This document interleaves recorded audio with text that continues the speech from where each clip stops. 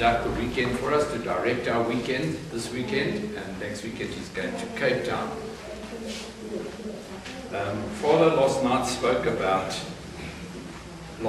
just to go back, last year Father Pedro started us on our year of the shrine, and he gave us enough material that we could continue during the year going through that material, and I think our appreciation of the shrine and what it means to us has really been brought to the fore by studying the material that Father Pedro gave us.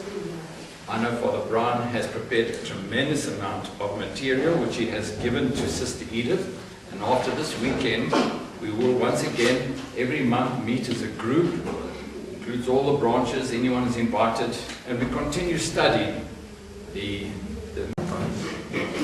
I think there are some people who come regularly early to the Mass on a Saturday, and some of them have pressing business.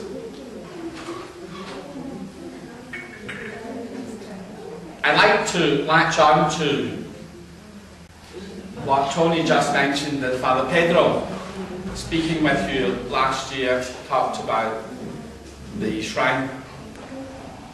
And then we're looking for what mission of the shrine means for us. And that's where I like to pick up what Father Pedro started on yesterday. The topic that we have is our home shrine and what the home shrine means and affects for us. But I'd like to start on a sort of a broader base so that we can appreciate the significance of our home shrine.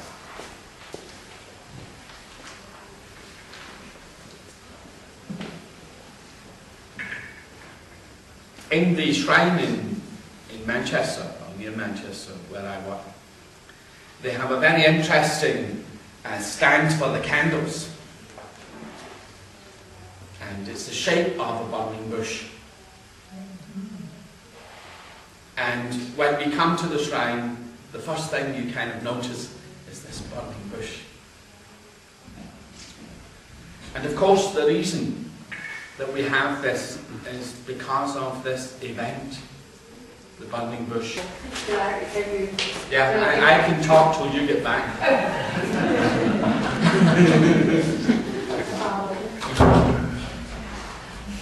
You remember? Yeah, I can talk till you get back.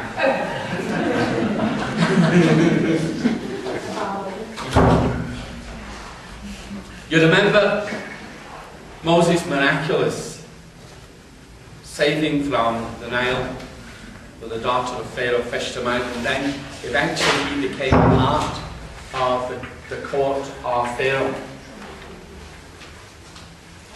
And he was part of the establishment. When I have the Bible in front of me, I think of one of my colleagues. He's dead now. He was giving a retreat in Spain to a very ancient college of Carmelite nuns. And she said at one point, "Sister, do you have a Bible?" He says, "A Bible?" "Yes, we have a Bible." And off she went, my Sister Mary Claire just disappeared. And she came back with this enormous Bible from the 15th century.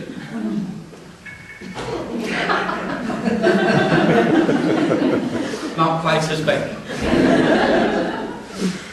Sister, in the meantime, a Bible has appeared. And then the devil in him came out, and he handed the Bible to the Mother Abbess, and he said, "Could you just open it up at St. Luke?" He said, "Cold, cold." As you know, since the Second Vatican Council, our attitude towards the Bible has changed, and how we use it has also changed. Moses experienced his people being suppressed under the Egyptians. And he intervened and he killed one of the Egyptians, and he then had to flee because it had been witnessed by others. He found a life in Midian. He met his wife. He took over his father's business, who was the priest from Midian. And he thought, okay, the next chapter of my life, I'm okay. Until he came to the burning bush. He was to make an experience that was to change his life. There was no going back. But just listen. Meanwhile, Moses was tending the flock of his father-in-law Jethro, priest of Midian. Leading the flock across the desert, he came to Horeb, the mountain of God. There, an angel of the Lord appeared to him in fire flaming out of a bush. There the angel of the Lord appeared to him in this fire flaming out of the bush. And as he looked on, he was surprised to see the bush, though on fire, was not consumed. So Moses decided to go. I must go over and look at this remarkable sight and see why the bush is not burned.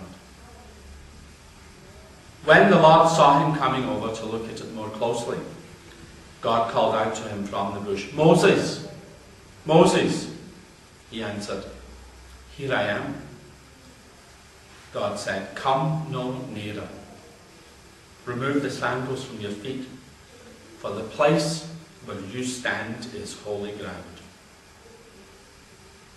I am the God of your father, the God of Abraham, the God of Isaac, the God of Jacob. Moses hid his face. He was afraid to look at God. But then the Lord said, I have witnessed the affliction of my people in Egypt. I've heard their cry, and I know well what they are suffering. Therefore I've come to rescue them. I will give you a land. Come now, I will send you to Pharaoh to lead my people, the Israelites, out of Egypt.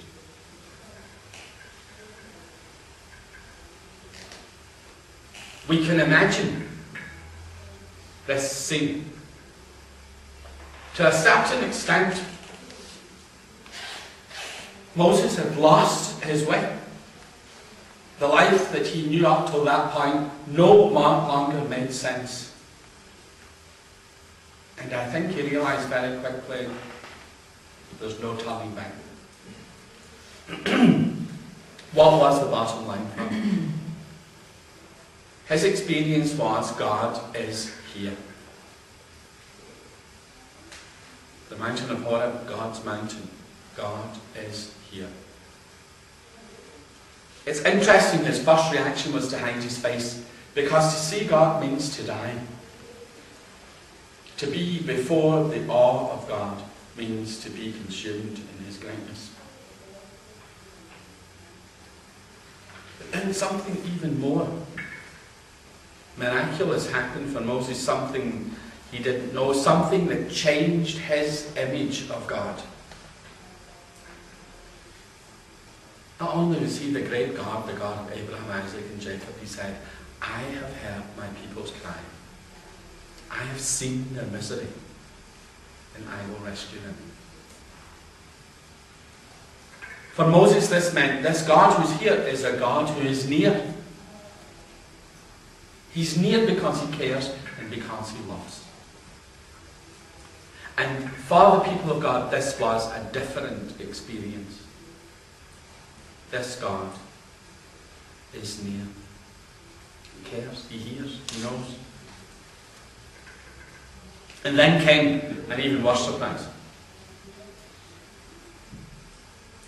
Go, I'm sending you now to Pharaoh. We can imagine Moses kind of looking behind him and saying, who's he talking to? He can't mean me. He knows if I go back, I can be killed. I killed an Egyptian. He knows, I'm not the man for the job. So he made the experience, this God who's here, the God who is near, is a God who needs me. And these three things actually established the way in which God works, and the way in which God has worked across the ages. The story of Moses and the burning bush highlights this experience. It highlights of being in God's presence, being aware of the living God. When you come to the shrine, I think it is your experience. You know you're coming somewhere special, you know you're coming somewhere holy. Church, people going to places of pilgrimage, they associate, it means I'm going to be near God. I'm going to be near the place where God is. In the Middle Ages, they used to call it sanctuary. You could go into a church and you could hide. No one could get you. And I think many people seek sanctuary. This, as we say, is God's house. God is here. I remember where I used to be parish priest in Manchester, in a parish called Our Lady of Mount Carmel. And our primary school was right opposite the church. But it was in a split-side school, so the junior department was right opposite. The littlies from nursery and kindergarten, they were at the bottom of the road in another school. And they were coming to the church, so the ones with the shortest legs had to walk the furthest. So they were walking all the way along Wilson Road, and it was a day like today, a bit windy. And so I saw them coming, so I went to open the door of the presbytery, let them come through there, take the short road in through the sacristy into church, so they didn't have to go the whole way around the church and back in the door of the church. So I opened the door, and then there's this little fellow standing there. He looked up and he said, "Are you God?"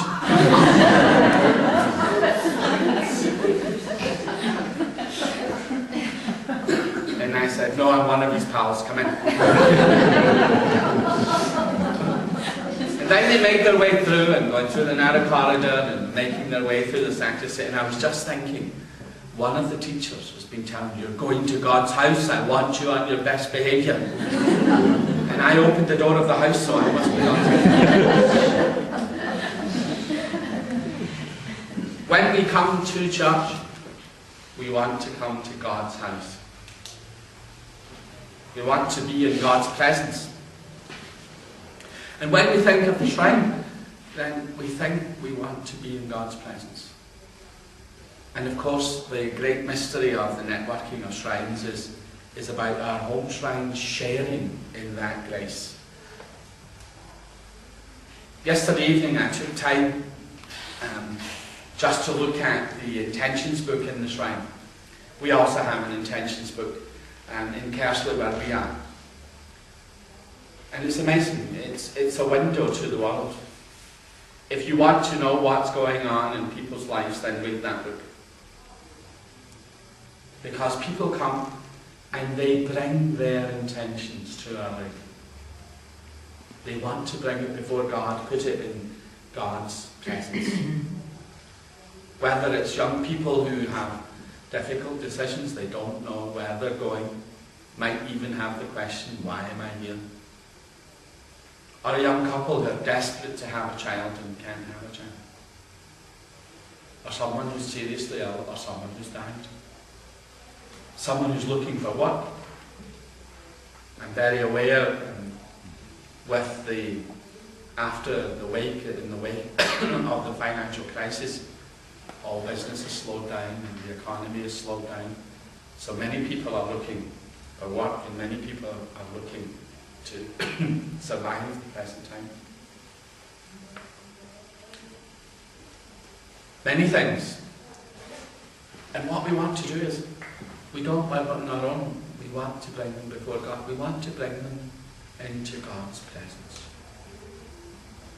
And that does something for us. We don't live on our own. My mother has a mantra. a couple of years ago she was diagnosed with cancer and had to be treated for that. But she's had lots of things that she's went through in her life. And every now and again, actually quite regularly, she'll turn and she'll say, I don't know what I would do if I didn't have God in my life. And there's something so deep and so special about such a simple statement. And of course her life is convergent with this statement. When we bring it before God, then it's because God should be in our life. If we look at sacred scripture, when we consider the events captured in the Bible, then we see it's always about encounter. It's always about this meeting with God. That the people of God then reserved the place where they had encountered God. It became sacred. Abraham was asked to build an altar after he had left what he thought of as home, after he had left all that he would have expected to support him in his life and give him security, and even his extended family. And when they got to Bethel, Beit El, house of God, he was told, build an altar. There's a reservation of the place. This is where God is. Here we have encountered our God. And Jacob was asked by God to build an altar in the same place. He was chosen instead of his brother Esau to become the leader of God's people. Let's reserve it for God. Eventually, in the time of kings, they built a temple. David wasn't allowed to, Solomon was. And when it was consecrated, we read after the prayer of Solomon, we read a response. The Lord said to Solomon, I have heard your prayer and your plea, which you have made before me. I have consecrated this house that you have built, by putting my name there forever. My eyes and my heart will be there for all time. My eyes and my heart. We put the symbol of God Father in our shrine. We call it even the eye of the Father. We call it the sign of God's divine providence. Oh yes, this time last year, around about Christmas, Father David would have brought you from the original shrine, the symbol of the Father. And he told me, when this came round, I think the first time it came to South Africa was in 1969. And I says, Father David, it's the symbol of God's divine providence. He says, no, this is the symbol of our Father. When we were in South Africa, when the Father I was coming for us, it was Father Kenton, he's coming home, he said he would. But we think of God always looking upon us. And our comfort is to think, I am under the gaze of a loving Father. Something very special about that. If we consider it, it's a bit like, when you see a 3-year-old and some stranger's trying to talk to it and it tries to disappear into the folds of its mother's breast because it thinks I'm safe there, I can hide. That kind of innate sense of security, being so close, is about being safe in God's presence.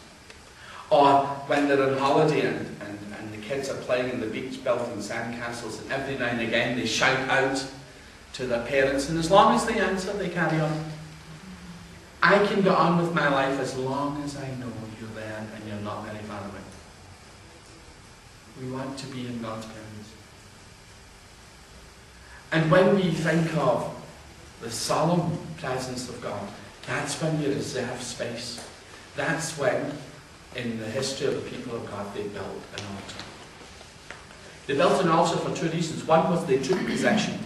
When they took possession of their holy land, they built an altar. But they took possession not as those who owned, but as caretakers of God's space. So they built an altar.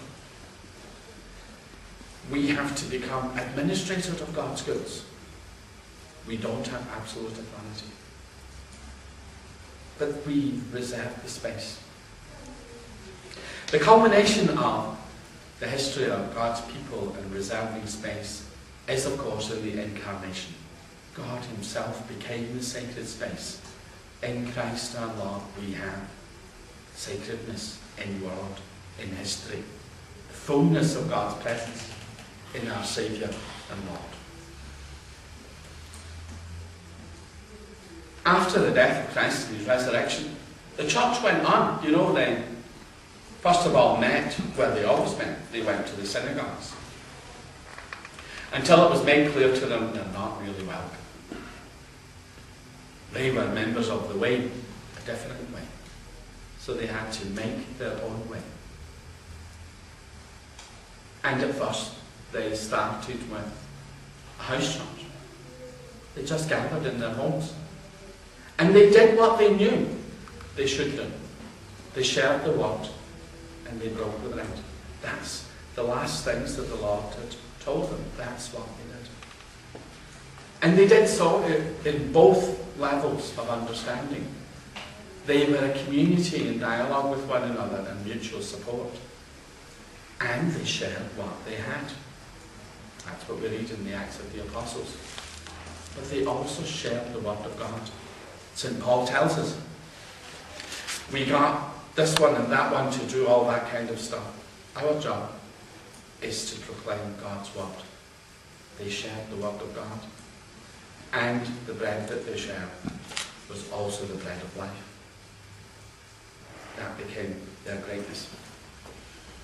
I remember, again, in Mount Carmel, I wasn't long there. And as was my luck, the year that the bishop decided to come and ordain, confirm the children was the year I was running the sacramental program. So I practiced with the children. I confirmed them 12 times before the bishop got there. And we had one little girl in that particular year, and she was just lovely.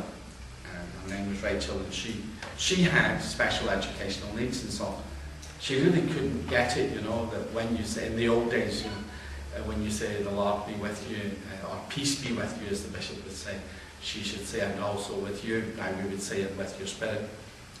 So that's all, and we couldn't get her to get this in a row. I was on one side of the bishop, Father Duncan was the other side of the bishop. And as the children, the bishop was lovely with the kids. As the bishop came up, as the children came up, the bishop asked them, what's your confirmation name? And then he would kind of gauge, can I talk with them or not? Should I tell them something or should I let them talk? And he was lovely, and so, and then Rachel came up. And the bishop says, what's your confirmation name? And she said, Francis. And the bishop says, now would that be Francis from Rome or Francis from Assisi?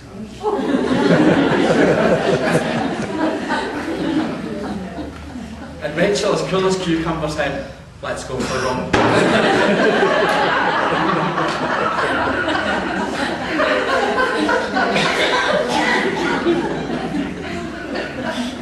And so we fell I was spent time waiting. And then a few later, there was this little girl came up, and the bishop said, and what's your confirmation? And she looked up and she said, Priscilla. The bishop looked and he said, what do you know about Priscilla? She went, Priscilla was a friend of St. Paul, and she was one of the first ones to have a home mass. And they had a home church, and she proceeded to give them a 5-minute lecture on Priscilla. Filmed it, sent it on. Of course, what he didn't know was she had an auntie who was a nun, and her name was Sister Priscilla. But with the development of the people of God, those following the way of Christ, they went into home church. Then eventually, in the time of persecution, they went to an underground church, they went to the catacombs. And there was an interesting development there. Where do we celebrate the breaking of bread? They had more and more an awareness of how sacred this was that God came into our world. And so they placed the altar on the grave of the martyrs. Underneath St. Peter, you find the grave of St. Peter. And if you go down to the Scavi, which is the excavation which has been done, in the last few decades, you find an enormous maze of catacombs. This belonged to the Circus of Nero. There are more martyrs who died there in the whole time of the Roman martyrs. That's where St. Peter's is now. And so the sacred place was made holy because this is where the blood of the martyrs were. And as it extended, and of course then you didn't have the martyrs, they put the relic into the shrine. They put the relic into the altar so that it could be deserved. God can be here. God can be in our place. This is where we can encounter the God of our life. Eventually there were to bury saints. St. James is buried in Compostela, St. Peter, St. Paul. We know where they are buried. That's why it's holy. And of course, in recent times, you had the new places of pilgrimage through apparitions of Our Lady in Fatima, Our Lady in Lourdes. We want to be there where we know God is. We want to come into God's presence. And that's why when we think about our home shrine in relationship to the shrine, it's about in our home we encounter God. In our home, the eyes of God and the heart of God are present. We are in the gaze of God, who continually is concerned for our well-being. And the heart of God, he listens to us and knows our needs. At the time when Trinstadt started in 1914, we're looking forward to the centenary. Yesterday we spoke about the pre-founding document, which for Father Kentney was about essentially his programme for life. It was the time of the Great War. It started only a few weeks before. Indeed, the students were late coming back. They had an extended holiday because there were no trains. Everything was taken to be used for moving the military. There was uncertainty, there was enormous turmoil. And of course, with the long, long holiday, the boys had forgotten everything they'd done before. Anyone who is a teacher knows when they go on holiday, you start again when they come back. Nobody remembers. And he was given the task of the spiritual education of these boys, the growth of faith in their life, their striving for holiness. And he said, I became very quickly aware. He reports after he started with the pre-founding document, we have a programme, we want to learn to educate ourselves to become firm, free, priestly characters. We are going to change the world and we're going to conquer the world. He said, not long after that I realised it has its limits. Also self-education has its limits. And so he said, I had only one recourse, and that was to turn to Our Lady and ask that Our Lady be the one who truly is the educator. Now, as we have yesterday, in his own experience in life, that had enormous depth. He said, the only one that ever had any influence but on my life, had any influence in forming my heart, has touched the depths of my soul. That's Our Lady. No one. So that was his experience. And therefore what he wanted was something which he had tried and tested. And indeed he gave witness to. He kept him sane when he thought he could have gone mad. And so he wanted Our Lady should be the one. And we know the things which surrounded the incident. There's in the book on the shrine which came out last year, there's a wonderful text where he's describing in the 50s how it came about that we started with the shrine. And it's almost coincidental. When you read this text, you think, it was an accident. He said, the boys were all there, the young students were there, and he said one of the students, his brother, was a Jesuit.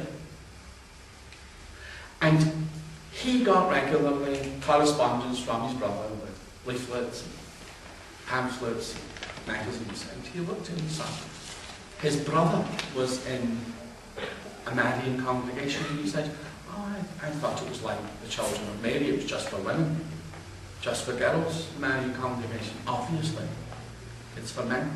And so he said, that's what we'll do. We'll start the congregation.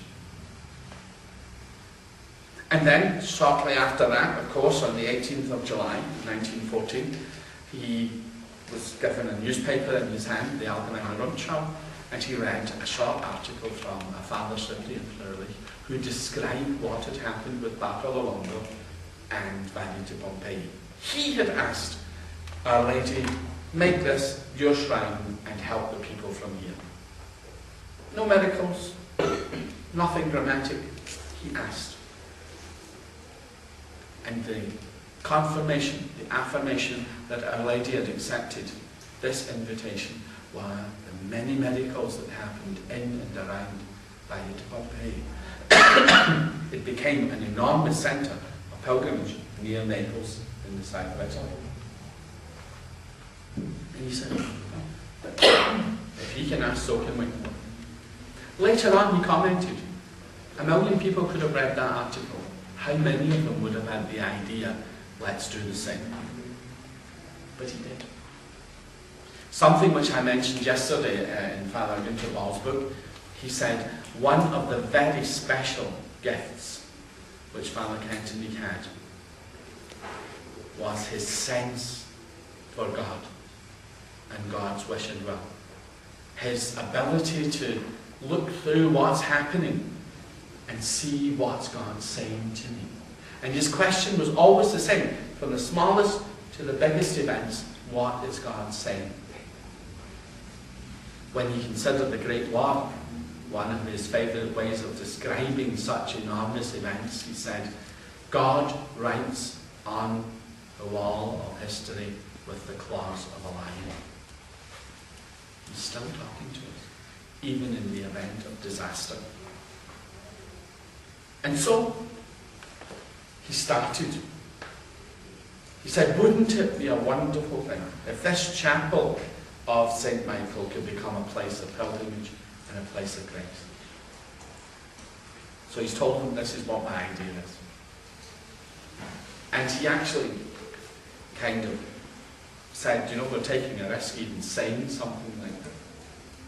But this is what my idea is. Could this not become a place of grace, a place of pilgrimage, and how?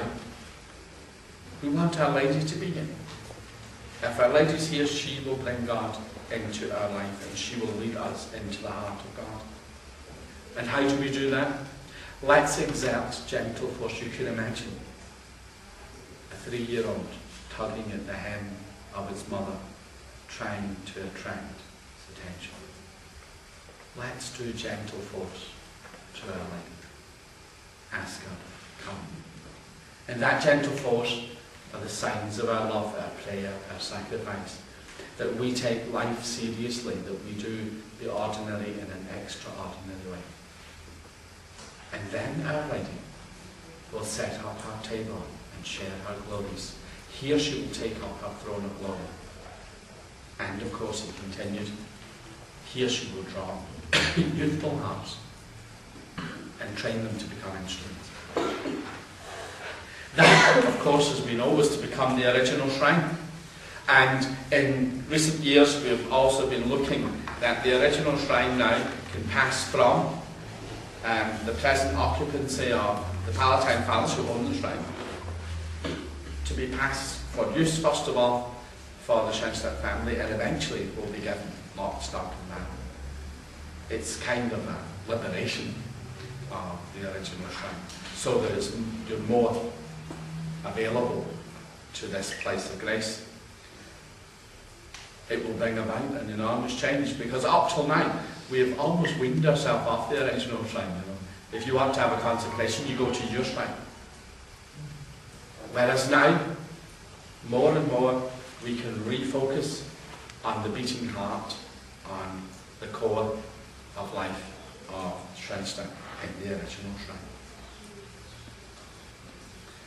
Just like the church spread out, we know that the network of shrines was established. It's always about that we want God to be here, we want to have a place of encounter. And it was the events of history which decided how that should happen. We're aware that in the time of Nazi occupation of Germany and half of Europe, where Father Kentenich was in the concentration camp of Dachau, that some of our sisters decided, who were working in Latin American continent, we really can't hold up a postcard and say, this is your spiritual home. Doesn't work. And so they made a replica. They did so in Uruguay. Eventually word got back to Father Kentenich. And after he came out from Dachau, he started on his world tours. One of the places he went to was Uruguay. And of course everyone was very interested to see what's going to happen. Will they take these sisters and burn them as heretics? Daring to build a copy of the original shrine? Or will they be the great heroes? There's a very wonderful text that Father writes at that time, and it's when the Father Eye is coming. He gave us the present to the shrine in Uruguay, and he thanked them. He thanked them for their loyalty. He thanked them for their courage. He thanked them that they should accompany him in such a time where it's so difficult to know this is what to do. Which means they were not only reinstated, they were the heroes. And they certainly were. When you think of the stories that they told, they only had a postcard.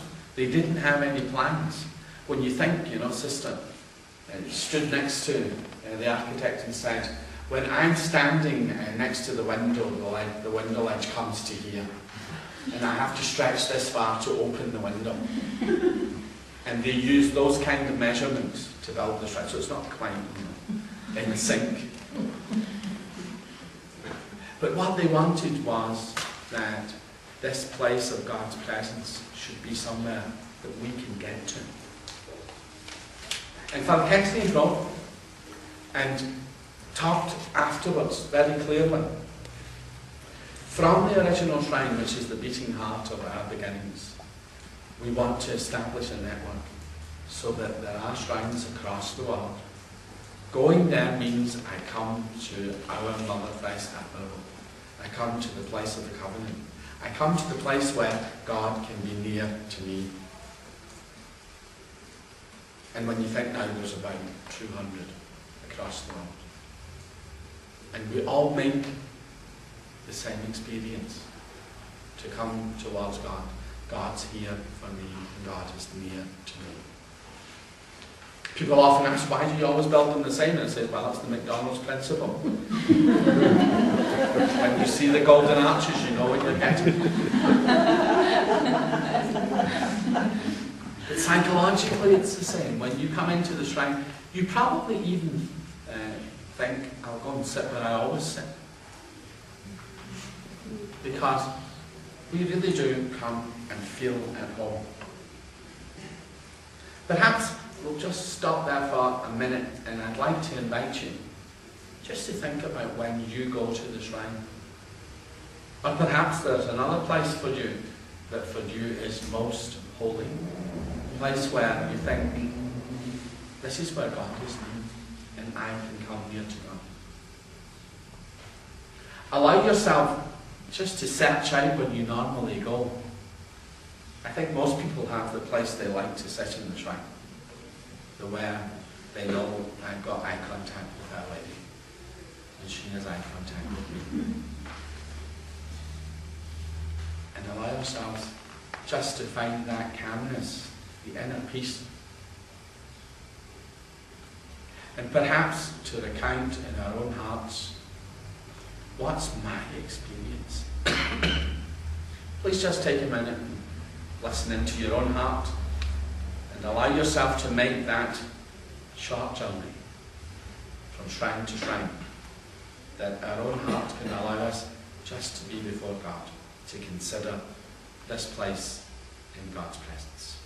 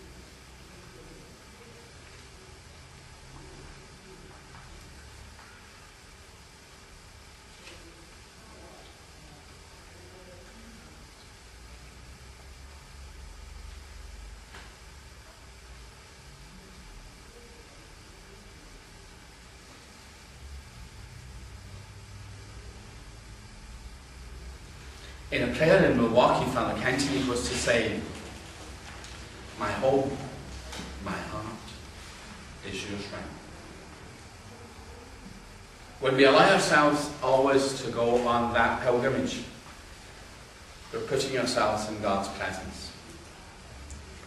It became a real area of growth when Father Kentenich was bumped off to Milwaukee.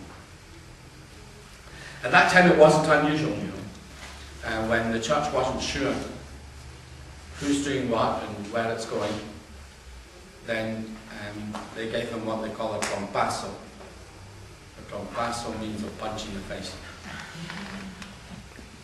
But the man who gave it was a Father Tromp. For example, we know Teilhard de Chardin was sent off to do paleontology in China. And Henry de Lubac, he was sent to London. He didn't speak English. And of course, Father Kentenich was sent to Milwaukee. At that time, he didn't speak English. When he first came, he gave lectures in Latin.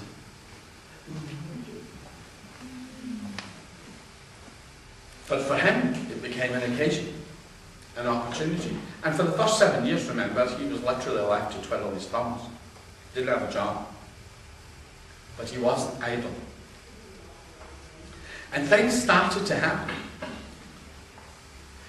We know eventually families found their way to him, and the whole series of talks on Monday evening developed out of it. And as Father Jonathan Niehaus, God bless him, described, the birth of the home shrine is one of the great fruits of the time in Milwaukee. For me, that's always interesting. If you want to know of exile and punishment, then you talk to the Germans about Father Kentenich going to Milwaukee. If you want to know about the miracles, the growth, and the fruits of the exile, and you go and ask the Americans, we had him for 14 years with us. For them, the so-called exile was excellent. But he said one of the first fruits was the home shrine. And as we know, we said it in the prayer this morning where we blessed, there's a picture. It's about, if you like, my home sharing in the grace of the shrine, and the shrine allowing the graces that come from it to be welling up within my own home.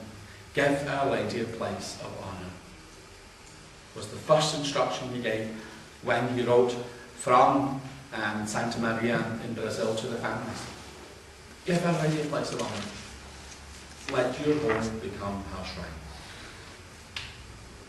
And so the home shrine and the network of home shrines, if you like, really brought in a concrete way the presence of God into our own lives. And of course, one of the things that we know, what does that mean? It wasn't just about having a holy picture on the wall. It was a place of interaction. The education of our children, the development of our marriage, living according to the Christian vision of marriage, hoping that from here we can have evangelization. That should happen in and around the home shrine. I remember one of the families in England with their home shrine, and kind of like probably your home shrine happens the same. It eventually becomes a real clutter because you collect things and you need things, and you put things on, and someone has a special prayer, and you have another picture that someone gave you, and a memory from a trip to Schoenstatt, so it builds up. And they brought up their children, always starting the day in the home shrine before they went to school, and they always brought them together at night in the home shrine. And someone had given them at their wedding a very beautiful little chalice, a little porcelain chalice as a symbol. And your marriage is about allowing God to come alive in our world through your marriage, through your family. And their son Joseph was playing football, and so the chalice was gone. Eventually he managed to score a goal and knock the chalice down, and there was pieces of it. And because we didn't throw it out, he kept the pieces. And there was a time, in honour of marriage preparation with me, so the time we really went through a rough patch in our marriage, we didn't know, will we survive, will we not survive? Should we stick together? Or for the safety of both of us, should we separate? And then the two of them took one of the small pieces that were left from the chalice that was broken with Joseph playing football, and they put it on the shrine, and they said, that's us.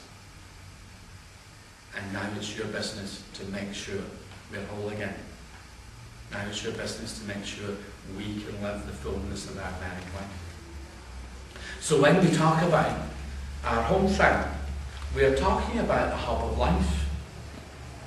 We're talking about in and out and how God works with us now through the concrete family that we experience.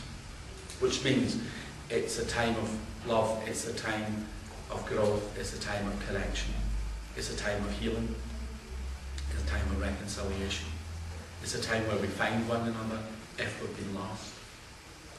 So much happens in our home shrine. And I remember, it wasn't Jerry telling me, there was a time then when the kids kind of let us get on with the praying in the home shrine, and they always had an excuse. And he says, but then, every now and again we would find a little card that one of them had left as an intention. Or they would phone and say, light a candle. She says, we're always lighting candles. Light a candle. Living in the home shrine is about allowing the reality of God's presence through the gift of the shrine to happen in our homes.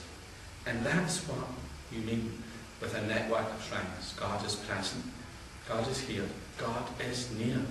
He hears us and knows. And God wants us to be involved in building His kingdom. The network of shrines was to extend even further when we think at the same time we had the work of John Posibon with the Pilgrim Mother. And the intuition of John Posibon is just so simple. That's what makes it so brilliant.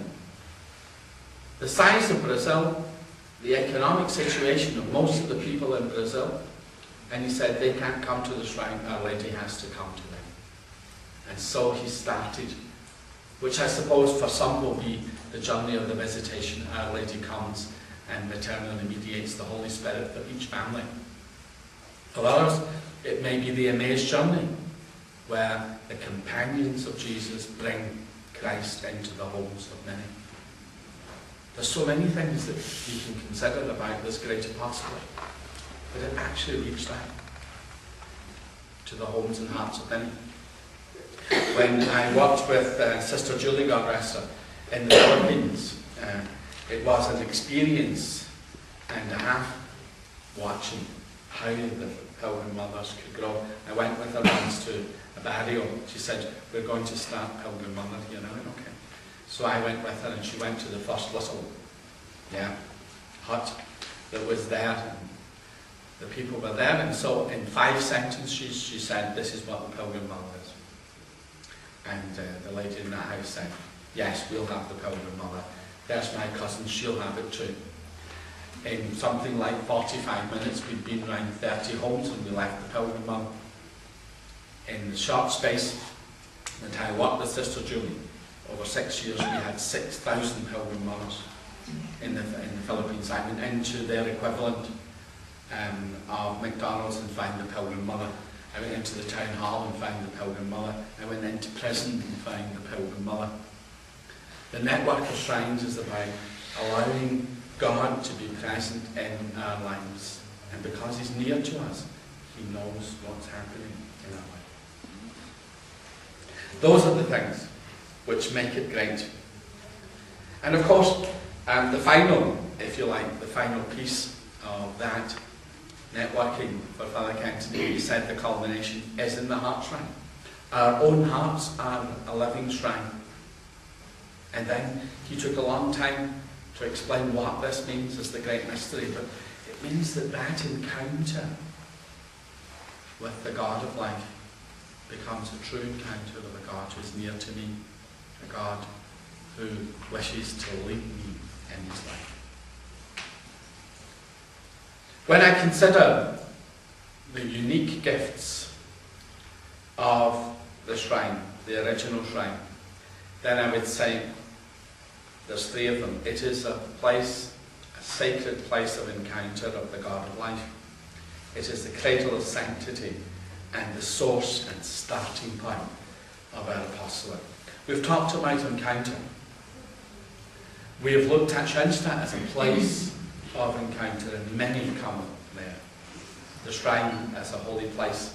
We hear in the letter of Hebrews, let us then approach God's throne of grace with confidence, so that we may receive mercy and find grace to help us in our time of need.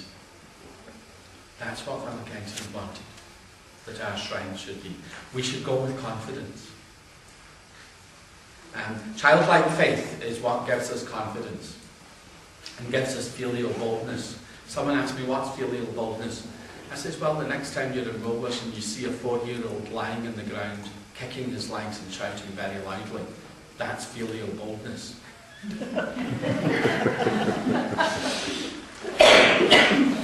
When we go to God, we don't need to pretend. We just tell him like it is. Because we trust him.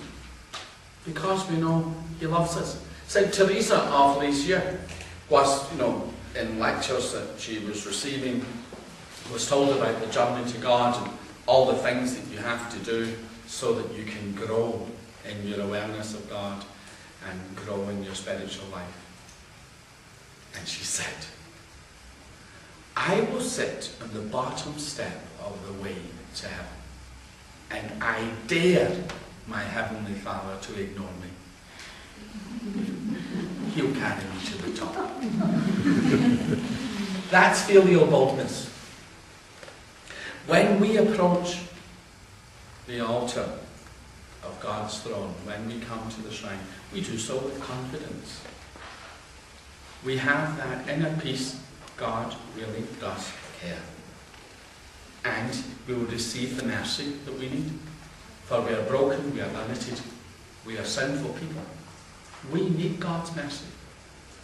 And we will find grace to help us in our time of need. It's very, very concrete. It's not about pie in the sky and your reward is later. I was saying to Tony yesterday, if you work for the church, the wages are rubbish, but the superannuation is out of this world. When we approach the altar of God's grace, he said, he really will listen, and he will help us in our time of need. Father Kensington said about the starting of the shrine, undoubtedly we could accomplish no greater apostolic deed, nor leave our successors a more precious legacy than to urge Our Lady and Queen to erect her throne here in a special way, to distribute her treasures, and to work miracles of grace. His vision for the shrine, that it becomes the reserved space of God's presence because of Mary's election. She had chosen to come here, and she is the one who allows us to find our way to God.